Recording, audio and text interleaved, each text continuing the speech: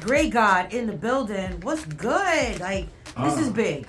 I appreciate you. Oh, nah, yeah, this is amazing. Y'all. Even though you've already been here and you did the pit, yes. we didn't get a chance to talk and sit Right. down and, like, you know, chop it up a little bit. Right. Now we got you back. Yeah. And I'm excited to sit here and talk to you. I'm glad to be here. And you I changed up appreciate the all y'all. look. Oh yeah, you know. It's that. But you say sit back, youngin', and learn something. Look at tape and repeat, come on the outside. Put the fire low so you don't burn nothing. Jesus is the second, and Grea8Gawd is the third. Come on.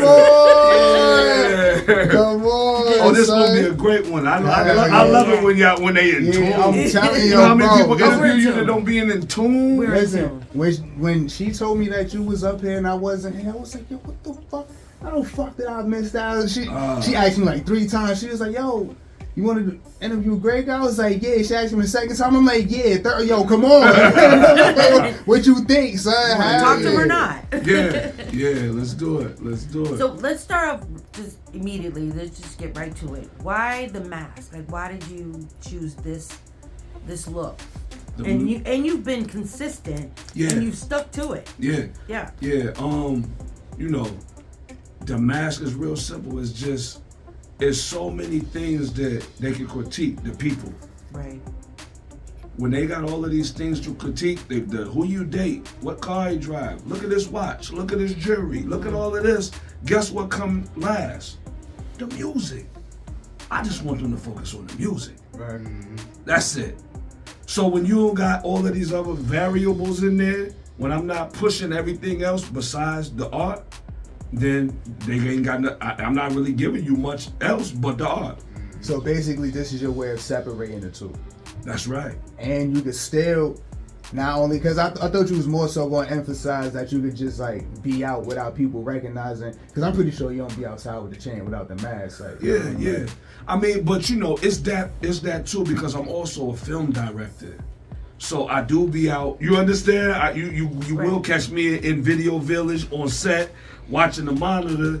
So it just make it to where I can move around a lot more easier. You feel me? Mm-hmm. And I can really, I can just be me. And then when it's time to get on stage and act like an animal, then I can do that too. So it's dope. But like you had said in your record, you said you know the voice, but never the face. You ain't never had nobody recognize the voice on you. Like when you have the mask, like if you're not doing anything like music wise or directing wise, you just out. Like you just going to make a run. You know what's crazy, son, that you say that? I was in Chipotle, right?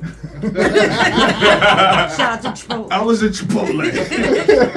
What had happened? And I was ordering. What had happened was I was in there, I was ordering my food, and the son that was on the grill, when I said what, he turned around like that.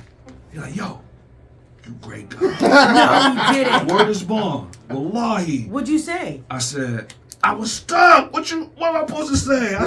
I should have said no, but I was like, yeah. And then guess what? He wouldn't stop. He telling all his co-workers like, yeah, you don't know, da. So it was it turned into a fiasco, a lupe, while we was in there. Not a fiasco, like it was a stampede. But I'm just saying, but we're not gonna stretch it. Yeah, but he was in there. He told everybody, so everybody in there, like, oh word, I gotta follow you on the gram. But now you all know what I look like. So, but that was the last thing that happened though. Yeah. So when did you realize that you're like Grea8Gawd? Like when did that like come to fruition with you? I really feel like you mean like talent wise? Like nah, I'm great. Like, you know what I'm saying? Or both? Yeah. You felt like you always been Grea8Gawd, like in a sense. I was gonna say I always felt like that I was at a superior level, or I was rapping on a different level than the competitors and everybody else. But last year, last year and a half, when I caught my stride, you know what I'm saying? After I put out Snow Day, I started saying to myself like, oh nah, this is different. You know what I'm saying? Like it kind of even took me by surprise a little bit, the way that people gravitated to the art and what I was doing. So, knowing that you nice is one thing, but to having your peers, being able to come do the pit, you know, this legendary. Let's just talk about this where we at. This is not for play.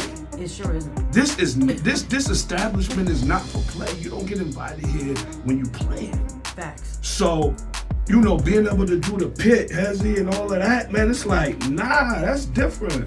And then I just said, you know, I'm putting mash in motion from here on out. You know what I'm saying? How long you been doing music for? So, I don't even remember. It's been a long time. I ain't gonna lie to you. It's been a minute. It's been a minute, but I wasn't. You said like since 2019, you said since Snow Day? As Grea8Gawd. As Grea8Gawd. Yeah, 2019. Prior to that, like, when did you really start taking it serious? Yeah. Probably like. Nah, that's when I didn't take it serious before. It was then is when I took it serious. I know you definitely caught wind though. So. Yeah. But I was putting out projects before that and putting out music before that. But the streets had me. Mm-hmm. You understand? So you know that anything that you do, you can't just do it every once in a while. You gotta give it your all. So I said to myself one day, like, man, I ain't never really gave this rap everything that I got, my heart, my soul, everything. So I said, I gotta give it one more go round. I gotta give it to them. Yeah. And I was filming a bunch of other rappers. There was my homies, right, one day on the camera tip, because I'm nice with the camera too.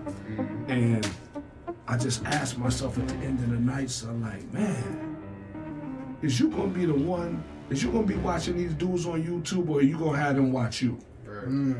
You understand? Yeah. But that night that I was filming them in Miami, it made it click like, nah, I'm wildin'.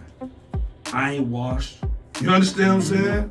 I'm about to get back in this thing and go crazy. So yeah. But you know, your music is what they say is gritty and it's authentic, and I think that's why people like gravitate towards you, because what you rap about, it just feels so real. Like you're telling a story, but not telling a story, but you letting people know. And I don't know how to ask this question without, like, I don't want you to incriminate yourself. Right. But how do your personal experience influence that? Or you know what I'm trying to say? Yeah, of course. Without saying it. Of course. Because people can really relate, like those that are, you know, in that life. All I'm really doing is recollecting. Okay. So that's why my past experience, that's why it sound like it do. Like I done heard people say, oh no, it was this. Nah, you don't get those type of lyrics and those type of concepts and those minute details when you ain't never been into what I was into. You understand? You more than detailed. Like that's like a painted canvas. Like straight up, like all the time, bro. I appreciate it. Nah, for real though. But yeah, and you know, it be the little minute details that the ones that really did it, it don't go over their wave cap. They catching those minute details like, oh nah, bro, different. We know he did that. Yeah. He been down that path. Because Rand, shout out to Rand, and get well soon. God, please, get well You soon. mentioned something that you had said in one of, I think you said it in the pit, and he's like, he's been through some things. Like, he knows where people have been, or he understands it. Yeah. And it was something about having, when you're in the cell, and you have your razor hanging out the window. You said that straight part. on my razor and keep my bunky tan. Yeah. Bro, we tell you, son. Yeah. Man, I was like, I like that nigga. Yeah. So you started taking music again, my fault, roughly around what year? It was like 2019 when I decided like, I'm about to kill. I'm about to come in and crush. Okay, you had to like almost hit the ground running because Benny said that he had to get his shit together before he even fucked with you. Before I mess with him. Yeah. So how did that all come about?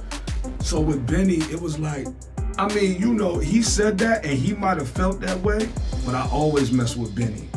I always knew that in upstate New York, he was one of the superior lyricists. So when he said that, that's why you see me when he said it, I walked down the street like, oh, nah, you play too much, son. But he might have felt like that, but unbeknownst to him, I always knew that he was top tier. You understand what I'm saying? Yeah. Like we had records together and all that.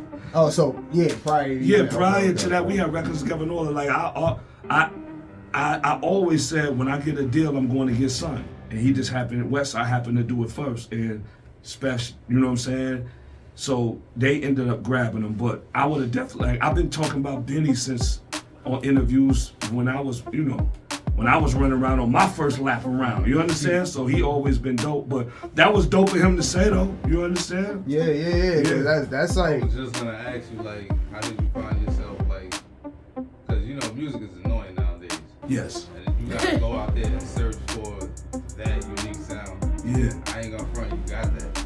And he already answered all the questions, but he just said what he said, because I ain't really even know. You know what I'm saying? Yeah. Because Benny, he put me on a Benny. Right. Yo, and I'm talking about like I ain't gonna front, all the new music, like with lyricists, that's where I get it from. Yo, bro, this is what I'm saying. Like, yo, nigga, like this shit is like such a dope moment for like me, cause like again, like you the first person that I'm interviewing that I currently listen to. So like this shit is nigga playlist. like straight up, like you feel what I'm saying? Like outside of that camp, is there any other artists like in this time that you really? I listen to all of the dudes from up top. You know what I'm saying? Mm-hmm. All of the dudes from up top. I listen to all of them. But you know what? To be honest, son, like I listen to Tekken still. You understand what I'm saying? Mm-hmm. Like without the Coco Brothers, you don't get God Brothers. Tekken still. You know what I'm saying? Those is my big brothers. You know what I'm saying? Those are my brothers. So. I'm a lyricist lover, so I'm listening to all of the old stuff currently. You know what I'm saying? But even some of the new young guys, even if it's not in my genre of rap, I still like it. You understand? Yeah, nah, that's the thing. Yeah. It's definitely certain cats that I listen to that's not even nowhere near, but yeah.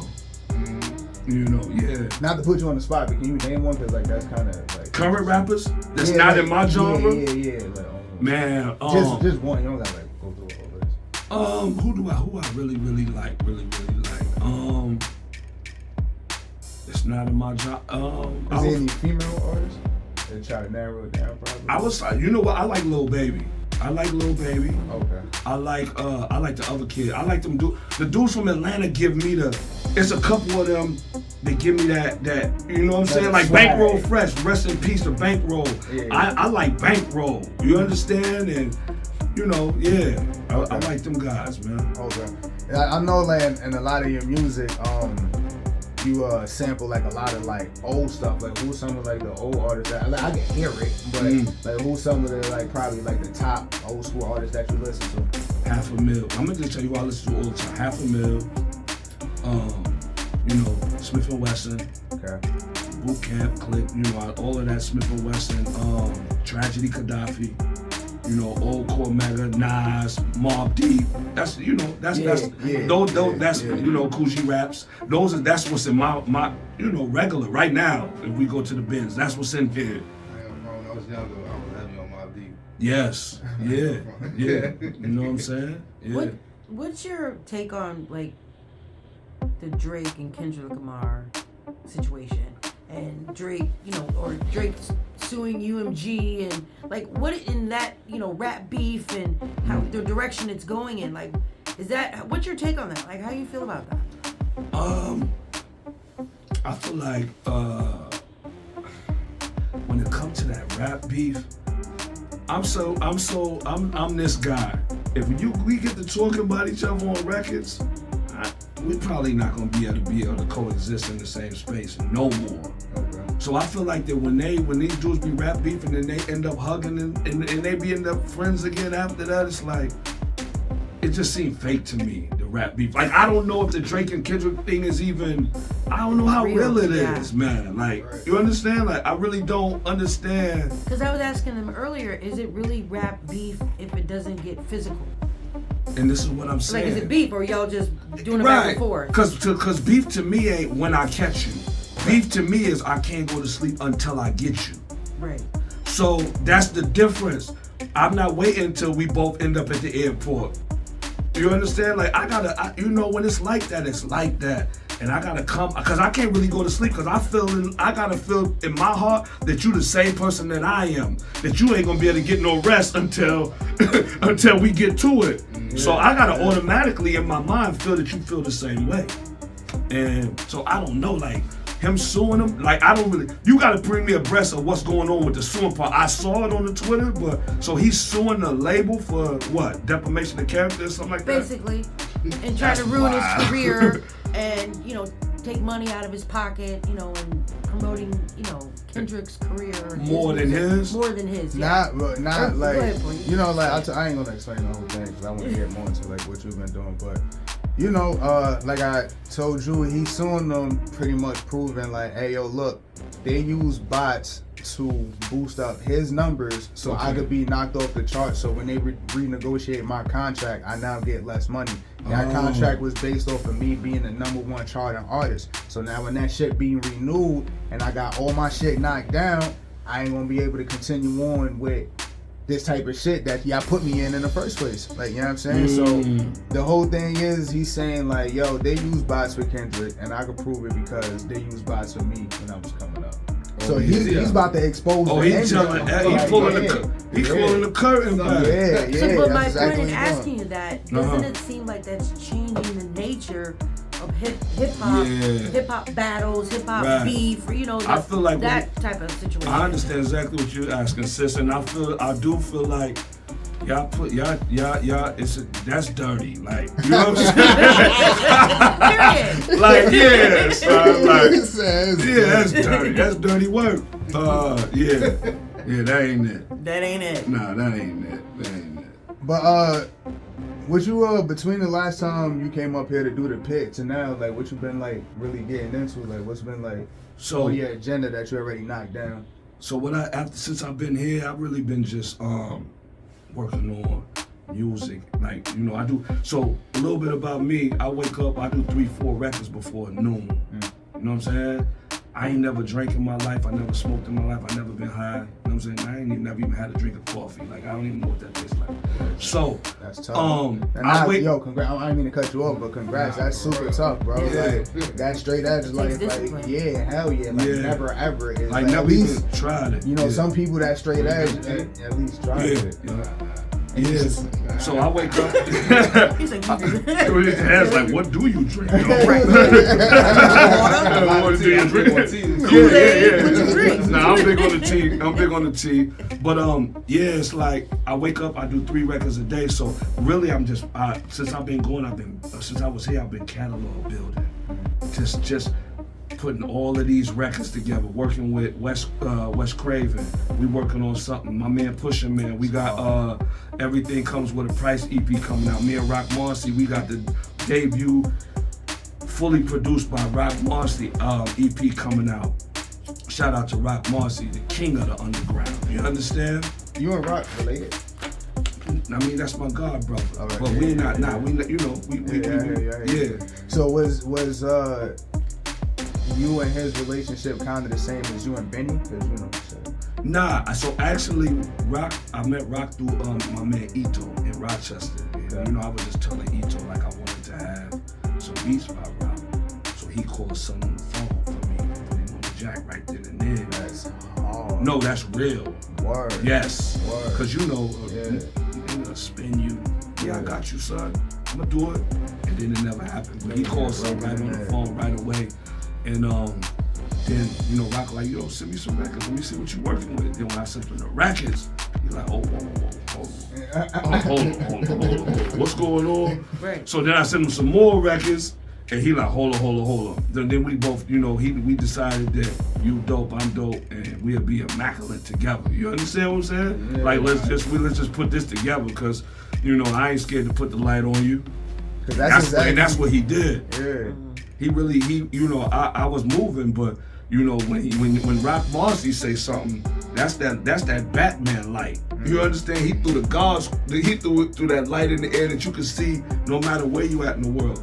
So that was, you know, for me, that was a lesson. It was amazing. I appreciate it. And so now I just been putting all of these records together, putting visuals together, working on the movie to go with the music. Right. Yeah. What type of space, mind space you was in when you created Power? Because like, to me, like that project is like, it's such a motherfucking movie. Like all the elements, like nothing in there was wasted, like at all. Like the project just went. Yeah. And just went and went. There's not a lot of people. There's niggas that's like super mainstream that can't even construct a project like that. So when I be listening, so I'm like, yo, like, what the fuck? Like, the construction of that project gotta go to my brother Just One. okay. Me and Just One, we sat in the studio, and what I did with Power is I didn't want to put an official, because Power was really supposed to bring us back to the days of the mixtape. That's an album. Right. And then it ended up being an album, because it ain't, you know. So I'm like, man, let me just pick a bunch of joints. And then it ended up getting longer, and you feel me? It ended up being more joints and more joints. And next thing we know, we 20 joints in, and you know, we did the skits, and I had all of the, you know, I had my brothers and everybody calling in doing skits. That project is special too, because I let my fans and my supporters send me a message on Instagram. So a lot of those shout outs that you hear, I never even met those people. I thought that dude from like Ireland, I thought you knew him. I don't know any of them people. That's hard. I don't know them. I just gave them a chance of being part of history, just to show my love and respect back to them.